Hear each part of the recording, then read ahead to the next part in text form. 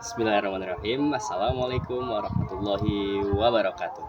Perkenalkan, nama saya Muhammad Alif Rizky Saputra dari Program Studi Desain Komunikasi Visual Angkatan 2023 dengan NIM 123380125. Berdiri saya di sini, saya akan membicarakan tentang sebuah fenomena yang dimana fenomena tersebut kita sebut dengan penyakit TikTok gila.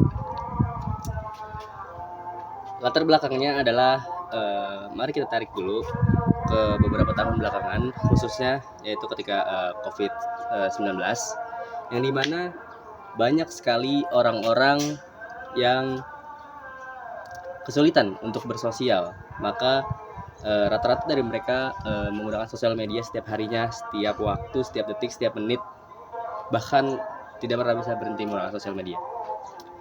Yang dimana itu memunculkan satu fenomena lagi, yang dimana orang-orang mulai merasa bosan dan mencari hiburan tersendiri, yang dimana akhirnya mereka menemukan satu aplikasi yang dimana namanya itu adalah TikTok.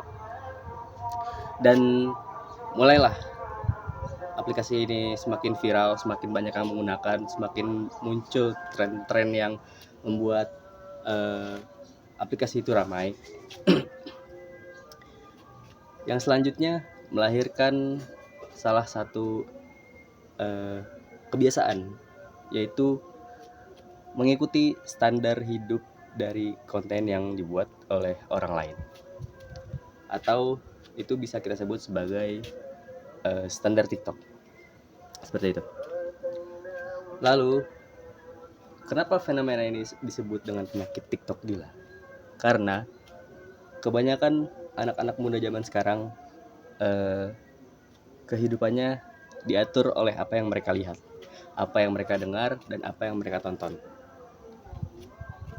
Karena konsumsi yang begitu banyak, bisa disebut dengan overdosis dari konten-konten yang mereka lihat, maka terjadilah penyerapan sosialisasi yang berlebihan dan tidak karuan. Mereka tidak bisa membedakan mana yang bisa mereka jadikan sebagai prinsip hidup atau yang bukan.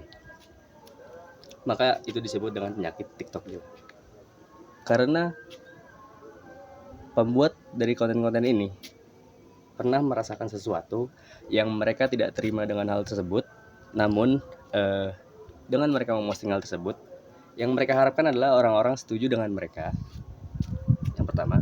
Yang kedua, orang-orang juga mulai mengikuti cara mereka mengekspresikan keresahannya. Jadi mereka juga berharap orang-orang akan memposting keresahan mereka dengan cara yang sama, yaitu merekam diri mereka, kemudian menaruh kalimat seperti jangan pernah dekati orang seperti ini karena mereka bla bla bla bla. Padahal nyatanya tidak seperti itu. Mereka hanya terlalu cepat membulatkan sikap seseorang dari satu pengalaman pahit mereka, dan itu buruk untuk sosial, buruk untuk kita hidup, intinya buruk. Dan sebenarnya ada sisi positif dan negatif. Kenapa bisa saya bilang positif? Karena saya yang sudah beberapa kali berpengalaman mengupload sesuatu di TikTok, itu walaupun hal tidak penting yang saya posting dan ketika itu mendapat banyak atensi, like, dan komen, itu akan membuat saya cukup senang. Jadi sisi positifnya adalah si pelaku akan mendapatkan followers, like, dan views yang cukup ramai karena anak-anak muda zaman sekarang suka hal tersebut. Sisi negatifnya adalah sisi sosial si pelaku atau si korban itu akan rusak karena mereka menaruh prinsip dari pengalaman orang lain yang belum pernah mereka rasakan, yang padahal nggak semua orang yang dia katakan cirinya seperti itu tuh begitu, nggak semuanya. Dan untuk pembahasannya mungkin cukup segitu. Ada sedikit cerita, yaitu ada akun meme Instagram bernama Mosril, dan dia ini adalah orang yang pertama kali mencetuskan istilah penyakit TikTok gila, seperti itu. Dan anehnya dia ini orangnya mempunyai standar ganda, jadi kayak misalnya dia membuat lelucon tentang orang-orang berpacaran dan akhirnya tiba-tiba dia berpacaran, seperti itu. Dan ada satu hal yang membuat dia dihujat atau the downfall of Mosril, jatuhnya Mosril, karena suatu ketika itu dia sudah terlalu banyak mengkonsumsi konten-konten TikTok yang dia buat lelucon tersebut, dan akhirnya